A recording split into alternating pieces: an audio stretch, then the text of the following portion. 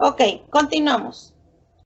La finalidad de estas asesorías es lo siguiente. Son 4 puntos bien importantes que consideré yo a partir de lo que estuvimos viviendo la parte final, digamos, el segundo y el tercer parcial del semestre anterior.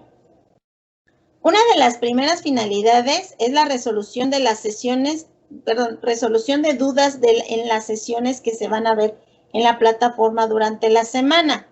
En este caso, el curso de nivelación está constando de 6 sesiones. Cada sesión es de aproximadamente 2 días. El primer día, bueno, la primera sesión, perdón, fue jueves y viernes de la semana pasada y fue únicamente nada más lo que fue la evaluación diagnóstica. La evaluación diagnóstica, muchos me preguntaban que tenían duda en algunas de las preguntas.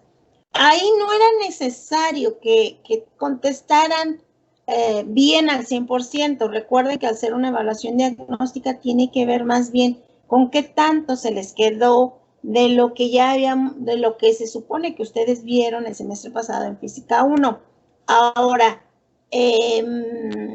recuerden que al final de cuentas ustedes en un momento determinado fueron autodidactas, es decir, que ustedes mismos aprendieron por su cuenta.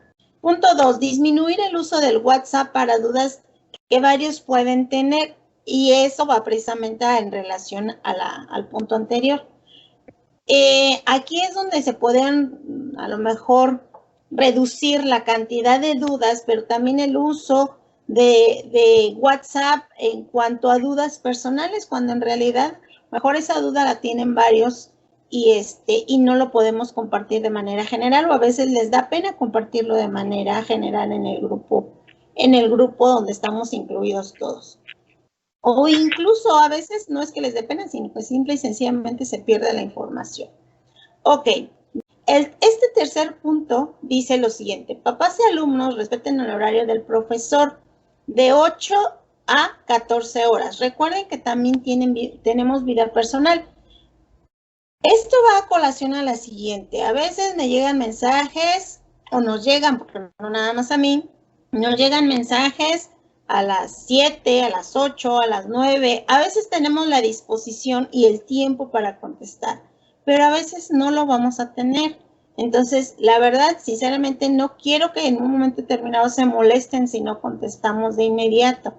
Al menos no está dentro de nuestro horario incluso el contestarles. Si a veces lo hacemos, en el caso personal lo hago incluso muy seguido, pues es porque a lo mejor tengo el tiempo, pero no siempre vamos a tener el tiempo, ya que pues vamos a empezar ya con el semestre y vamos a tener que estar preparando clase.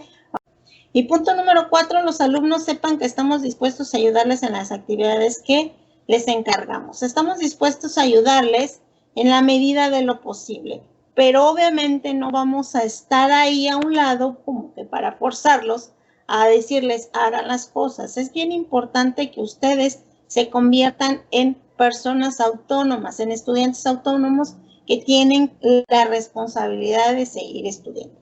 Y bueno, terminando esta parte de la sesión que es la finalidad y es parte del reglamento, por ahí, si tienen alguna duda, lo pueden comentar por ahí por el chat. Entonces, lo vemos. Como ya les había comentado, vamos a empezar, vamos a ver 6 sesiones de este curso. Si se fijan al inicio de del curso, la sesión 1, pues era el examen diagnóstico, ¿sí? El examen diagnóstico consistía, si no me recuerdo, son 7 preguntitas, ¿sí? Abiertas, que en esta ocasión me di a la tarea de ponerlas a manera de examen, debido a que, pues, para qué copiarlo y que me mandaran el escrito. Ahí podían contestar y incluso por ahí tenían algunas dudas con respecto a este ejercicio. Y ahorita lo vamos a abordar en el resumen de los primeros temas de de la sesión 2. Pero otra pregunta que me llamó mucho la atención es de que me decían, maestra, es que no me da la calificación. No es necesario, al ser una evaluación diagnóstica, no es necesario dar la calificación o no les va a dar la calificación. Uno, no les da la calificación porque es una evaluación diagnóstica. Y número dos, puede ser que aquellos que subieron la imagen de la resolución del ejercicio, obviamente como estaban contemplando ese resultado, ¿sí?, no les iba a dar una calificación como tal, porque si llegara a ocurrir, por ejemplo, en un examen en donde a lo mejor las primeras preguntas son de opción múltiples, A, B, C, contestar o subrayar o seleccionar la respuesta correcta, pero no les va a dar el resultado al final o lo que es la calificación final, porque el último ejercicio es un problema o la resolución de un ejercicio, ese se tiene que evaluar aparte. Al ser evaluado aparte, pues obviamente va a tender a que no les va a dar la calificación porque va a faltar la calificación de ese punto. Por ahí tenían esa duda. Muy bien, después, la sesión 2, que se supone que inició lunes y termina o finaliza el día de hoy, algunos me estuvieron preguntando si surgían dudas, por ejemplo, creo que es no recuerdo si fue a la sesión 3 o en la sesión 4, porque creo que subí hasta la sesión 4, hasta el día de antier. Ahorita ya están cargadas todas las sesiones por si alguien quiere ir adelantando. En la sesión 2 es el tema de cómo se genera la electricidad estática, ¿sí? Entonces recordemos que la electricidad estática la podemos nosotros visualizar fácilmente cuando frotamos una superficie sobre otra. Incluso no nada más tiene que ser sólido, puede ser un líquido incluso o un gas en donde también se puede generar energía estática, ¿sí? Entonces, prácticamente la energía estática es la acumulación de la energía en cada uno de los átomos de las sustancias o de los sólidos que podemos frotar o podemos estar teniendo contacto directo. Al tener ese frotamiento, recordemos que pueden pasarse electrones de un elemento a otro, y al ser pasados electrones de un elemento a otro, esa área o esos átomos de esa área pueden quedar cargados negativamente. Y obviamente, con lo que lo estemos frotando, la superficie de frotación va a quedar positivamente del otro objeto. Entonces, de ahí se genera la carga neutra. De ahí se generan las cargas. Si se fijan, regularmente nosotros podemos observar esa carga estática. Por ejemplo, si estamos recargados sobre una superficie lisa, incluso con ciertas características, y nos despegamos de una manera a lo mejor hasta lenta, ¿sí? Vemos esas chispas que pueden surgir. ¿Qué son esas chispas? No es más que al momento de separarse, ¿sí?, esos electrones que están fluyendo de un elemento a otro o de una superficie a otra es lo que genera esas chispas, ¿sí? Y aquí lo vemos, por ejemplo, uno va a ganar carga negativa y otro va a ganar carga positiva. La actividad, por ahí tenían dudas algunos con esta actividad. La actividad era realizar un pequeño experimento o dos pequeños experimentos. El primero estaba muy sencillo. Consistía en mezclar sal en una superficie y pimienta, y lo que tenían que hacer era frotar alguna cuchara de plástico, ¿sí?, o incluso puede ser una bolsa plástica o algo sobre nosotros, frotarla para generar esa energía estática y después pasarla sobre la superficie. Ustedes iban a ver qué es lo que se iba a pegar a esa cuchara o a esa bolsa, ¿sí? Ustedes iban a fijar qué es lo que se iba a pegar. Se iban a pegar unas partículas, mientras que las otras pues, obviamente se van a quedar en esta parte, ¿okay? Aquí lo menciona, dice, solo la pimienta práctica. El movimiento del agua. Estaba muy sencillo ese ejercicio igual, ¿sí? Tenían que hacer exactamente algo similar, pero ahora con un líquido, es lo que yo les decía, que en su momento pueden tener esa carga estática, tanto sólidos como líquidos. En este caso el sólido sería el globo, el líquido sería el agua. Lo mismo se hacía, se tenía que frotar el globo contra una superficie lisa, puede ser nuestra ropa, nuestro cabello, etcétera, y acercar al chorro de agua. No era necesario abrir la llave completamente. Aunque estuviera un chorro constante muy ligero, era suficiente. Que se supone que es, ¿cuál iba a ser el resultado? Que el agua iba a ser atraída, ¿sí?, hacia el globo. Bien importante, aquí se ve en la imagen, no hay que pegar, no había que pegar el globo a la llave. Con esta información, ¿ustedes qué iban a hacer? El resultado de esta información, lo que iban a hacer era una práctica, ¿sí? Es decir, van a hacer un reporte de práctica, ya saben hacerlo. Tenían que poner una hoja, los materiales que utilizaron, su procedimiento. Ya ustedes iban a definir como el procedimiento con manera de imágenes, a manera de diagrama de flujo, a manera de puntos, punto 1, punto 2, etcétera, ¿sí? Y los resultados se los pedía a manera de imágenes específicamente, tomarle fotografías a lo que realizaron. Y bien importante, los resultados, si vamos a tomarlos con fotografías, bien importante era poner al pie de cada fotografía lo que estaba sucediendo. Y obviamente, finalmente, sus conclusiones. Esas eran las partes que constaban, ¿sí? Ok. La sesión 3. Y antes de continuar, por ahí vamos a ver el chat. Ok.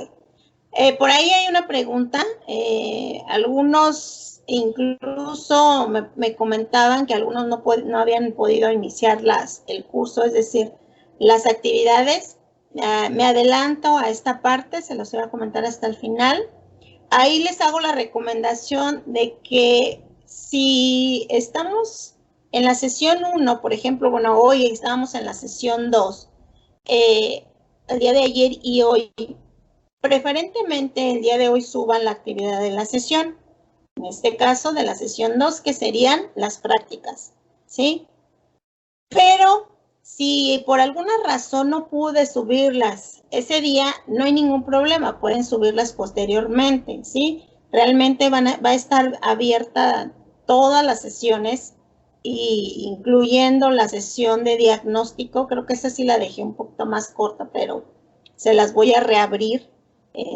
Pero todas las sesiones están marcadas hasta el día 28, que es el último día que tenemos nuestro curso de nivelación. Entonces es importante que nada más no se pase de ese día. Ok, iniciamos con la sesión 3, tipos de corriente eléctrica. ¿Qué es una corriente eléctrica? Por ahí, si lo ven, pues sabemos que es el flujo de electrones que pasa a través de un conductor. Eso es una corriente eléctrica. Cuando nosotros imaginamos un cable de cobre, por ejemplo, sabemos que sobre ese cable de cobre, al ser característica metálica, ¿sí?, hay una teoría que nosotros vimos como teoría de bandas en química 1 o química 2, no más recuerdo.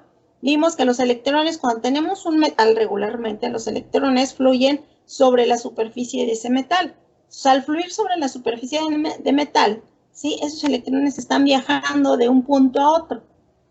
Cuando hablamos de una corriente eléctrica, es cuando ese flujo de electrones, ¿sí?, es constante, ¿sí? Es decir, está fluyendo, ¿sí?, continuamente. Ahora, otro de los términos que utilizamos en este caso, antes de continuar, la corriente eléctrica, para analizarla y medirla, utilizamos la ley de Ohm, que utiliza términos como intensidad, voltaje y resistencia eléctrica, ¿sí? Entonces, por ahí, si no recuerdan cuál es la ley de Ohm, voy a abrir por ahí un programita para poder manejarlo como pizarra, ¿sí? Para aquellos que llevaron por ahí bases de electricidad, si no más recuerdo, o que recuerden de sus clases de física 1, ¿sí? La ley de Ohm involucraba 3 elementos: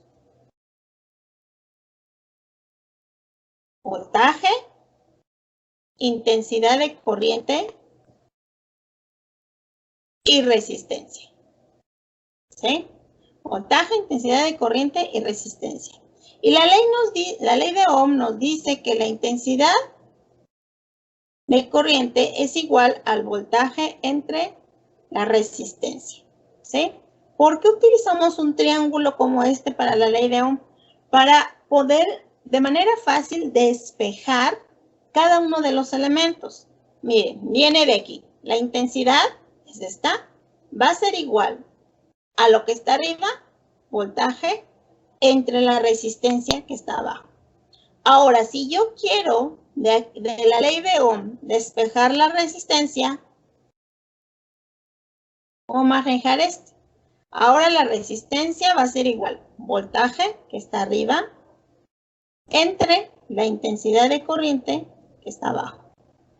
Si lo que yo quiero es el voltaje, está muy sencillo, el voltaje es igual a multiplicando la resistencia. Intensidad de corriente por la resistencia, ¿sí? Ok, entonces, esto es lo básico de la ley de Ohm, ¿sí? Esto es lo básico de la ley de Ohm. Ahora, recordemos que la intensidad de corriente se mide en amperes y lo ponemos con una A. La resistencia, vamos a recordar que era la resistencia, se mide en ohms precisamente. Y el voltaje se mide en volts. Por ahí en el escrito, y es la parte como que no me gustó que utilizaran esas fórmulas en su texto de su curso, el voltaje no lo ponen como una B, para ahí nada más para aclarar. En su curso más bien parece como una U, ¿sí? Pero esta U significa voltaje. Ok. Me voy a regresar al texto de las sesiones para continuar. La resistencia eléctrica, así como la corriente eléctrica es el flujo de los electrones que pasa por un conductor, la resistencia eléctrica es lo contrario. Es eso que ponemos que evita que pase la energía, ¿sí? Ahora, ¿cómo se produce la corriente eléctrica? Se produce cuando en uno de los extremos, ¿sí?, estamos provocando que esos electrones sean jalados regularmente de un lado negativo hacia un lado positivo. Para que surja esa corriente eléctrica debe de haber un circuito cerrado, ¿sí? Es decir, un cable normal de cobre, solo por sí solo, aunque tenga energía por fluir, no hay una corriente eléctrica como tal. Debe de cerrarse un circuito en donde se esté conectando a un objeto, en este caso una batería, que haga circular esta energía, y siempre del lado positivo al lado negativo.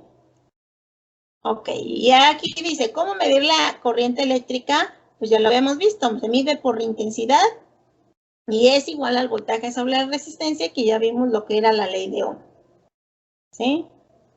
Ahora, tenemos dos tipos de corriente continua y corriente alterna.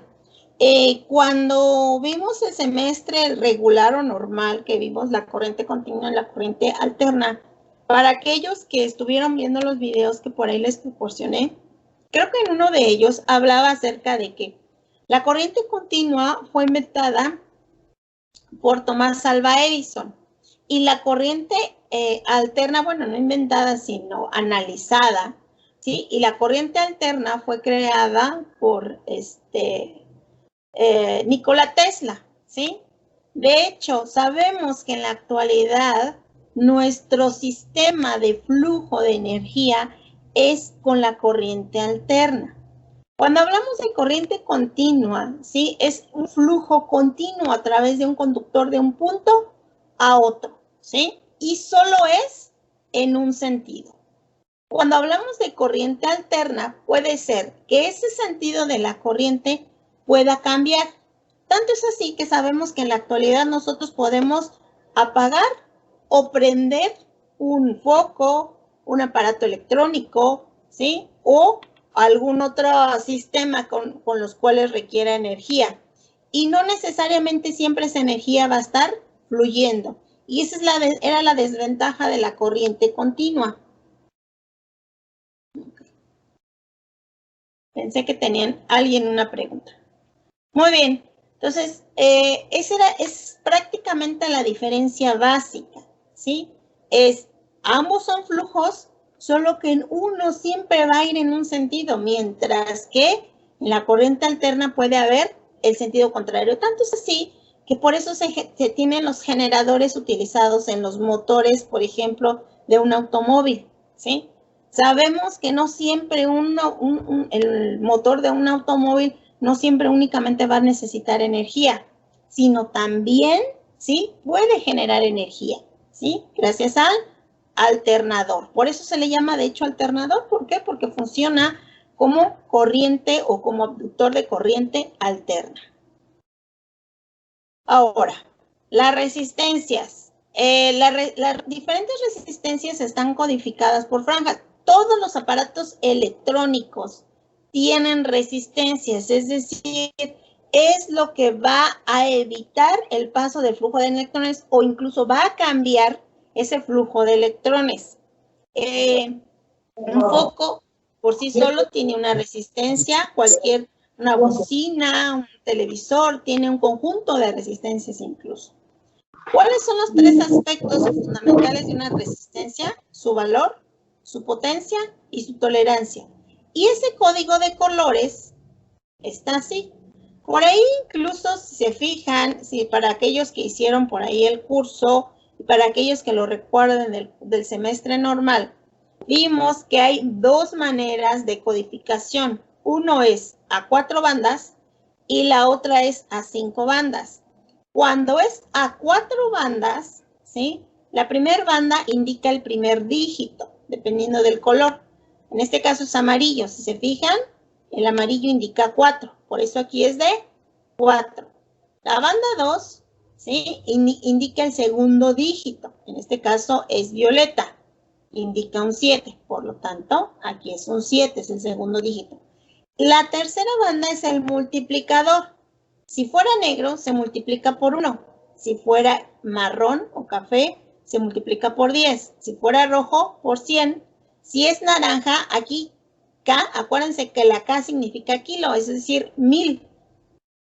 Aquí, amarillo, sería 10K, o sea, 10,000, 100,000 y 1,000,000. Esto es cuando son mayores. Cuando se multiplica por decimales, es dorado o plateado, por 0.1 y por 0.01. Y finalmente la última banda es la tolerancia. La tolerancia es, digamos, de este valor funciona más o menos el 5%, que en este caso es una banda dorada. El código de bandas. Entonces, la banda 1, primer dígito, la banda 2, segundo dígito, la banda 3, tercer dígito, y el efecto multiplicador. En este caso es naranja, es 2, 4, 7, y se multiplica por el naranja, que es por 1000, ¿sí? La última banda, obviamente, es la tolerancia,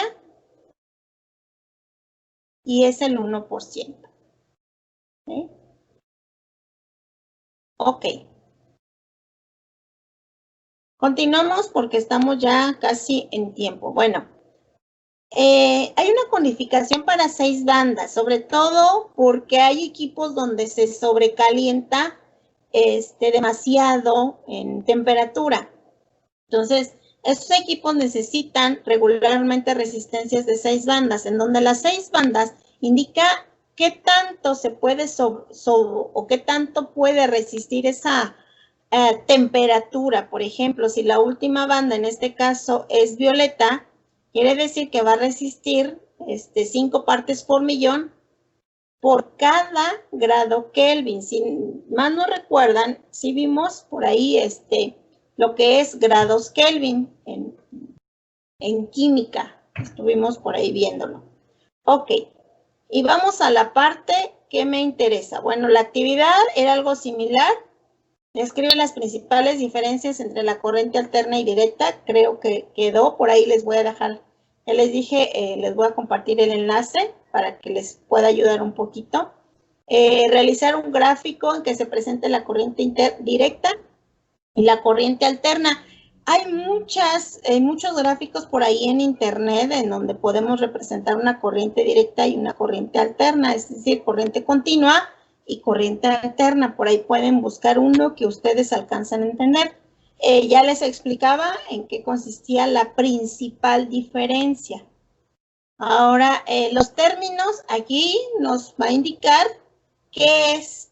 Nos dice, determina los valores de las siguientes resistencias. Cuando hablamos de valores, no quiere decir que aquí le vamos a poner primer dígito, segundo dígito, tercer dígito, cuarto dígito o terminación. Tenemos que ponerle la numeración. ¿Qué indica el café? ¿Qué dígito indica el café? ¿Qué dígito indica el negro? ¿Qué el rojo? Y cuál es el porcentaje de tolerancia, que es lo que indica el oro. Lo mismo en esta, son dos ejercicios muy similares. Este es a 4 bandas, este es a 5 bandas. Sesión 4. ¿Por qué abordamos parte de la sesión 4?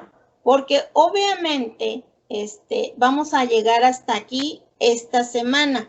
La sesión 4 va a ser el día viernes y el próximo lunes, pero como nosotros nos vemos hasta el martes, por eso quiero adelantarla. Ok, aunque nos robemos unos minutitos. Por ahí, si se fijan, están todas las valores que podemos utilizar, pero me voy a ir al ejemplo, al ejercicio directamente. ¿Por qué? Porque considero importante que lo entendamos, ¿sí? Por ahí están todas las fórmulas para que lo chequen.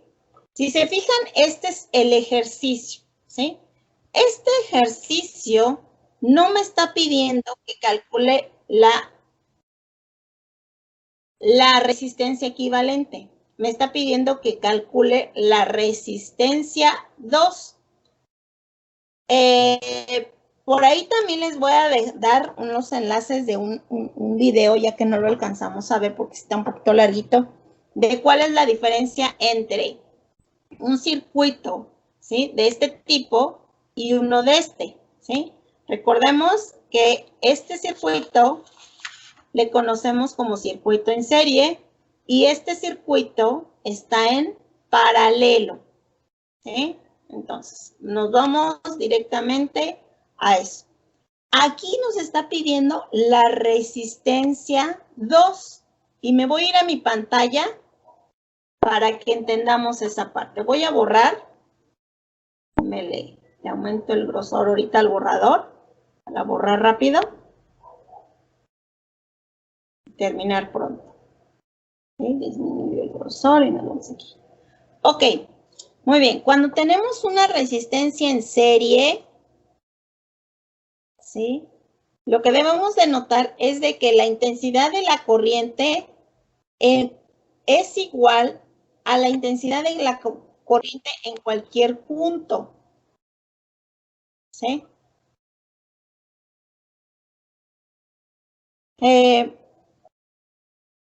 El voltaje varía al voltaje en cualquier punto. Cuando tenemos en paralelo, ahí sí, la intensidad de corriente es diferente en todos los puntos.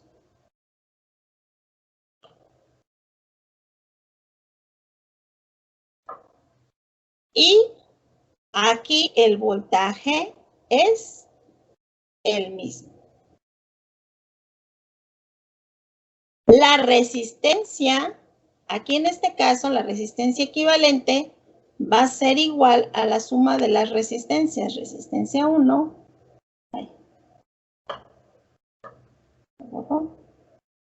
¿Cuánto el más? La resistencia equivalente se calcula mediante la siguiente fórmula. Resistencia equivalente es igual a 1 sobre la resistencia 1 más 1 sobre la resistencia 2, ¿sí? Y así sucesivamente. Ok, entonces, en el ejercicio, a ver si alcanzan a ver, el ejercicio sí lo ven, la pantalla del ejercicio sí la ven.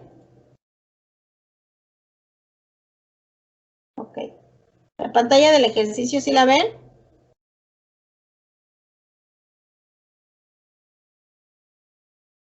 Muy bien, aquí lo que tenemos que hacer es calcular y pongan atención a esta parte. Si quieren anotarlo o de todas maneras, ya posteriormente lo vemos. Aquí en este punto, lo que vamos a calcular es la resistencia 2. Por lo tanto, tenemos que calcular la resistencia equivalente. ¿Sí? ¿De qué fórmula? Se las digo. Aquí. La intensidad es igual al voltaje entre la resistencia equivalente. De ahí vamos a despejar lo que es la resistencia equivalente y nos va a quedar al voltaje entre la intensidad. Vamos a continuar ya para finalizar. Aquí la resistencia equivalente, al obtener esta resistencia 2, tendrán que despejarla de la fórmula de esta. Tendrán que despejarla la resistencia 2. Pero a lo mejor es más fácil despejarla de esta fórmula, ¿sí? Entonces, por ahí para que